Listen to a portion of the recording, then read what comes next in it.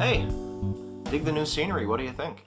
And what a perfect episode on which to debut it. It's almost as if I planned it this way weeks in advance. Anyway, not only is this the 50th video in the 5 Stupid Things About series, this is also by far the most requested topic. So here you go, assholes. Here are 5 stupid things I've noticed about me. I suck at keeping in touch with people. There are people watching this nodding their heads right now. Everyone who's been a close family member of mine, everyone who's ever been my friend knows that I suck at calling people back, writing people back, whatever medium of communication we're talking about. I suck at maintaining correspondence with people. But I'm especially shitty on the phone. I hate calling people, and when my phone rings, I'm just as likely to let it go to voicemail as I am to pick it up. That by itself would be enough, I think, to land me firmly in asshole territory, but it gets worse than that because I've also been known to delete voicemails before I ever even listen to them and then just forget that anybody ever called me. And the worst part is, I can't even explain to you why I behave this way, except that I'm kind of a prick. I laugh at my own jokes.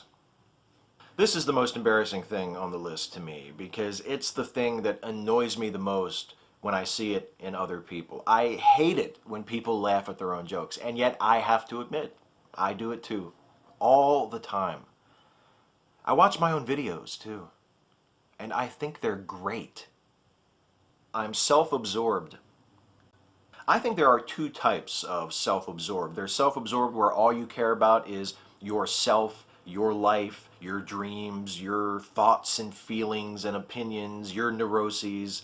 And then there's self-absorbed where you find it really, really difficult to pay attention to anything that lies outside of your own personal interests. I'm the second type. Generally speaking, the first type is a type of person I cannot stand. And this video notwithstanding, I think I'm about as far from that type of self-absorbed as you can get.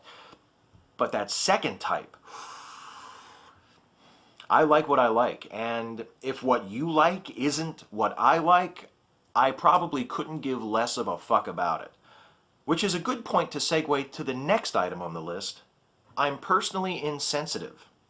In my defense, most of the time it is totally unintentional, a side effect of my self-absorption that I'm usually not aware of, except that I am aware of it because other people, another person, look, my fucking wife, okay, has pointed out to me in the past that I'm a little insensitive sometimes. So I acknowledge that it's something that I do need to work on. And I also acknowledge that it's something I'm not working on.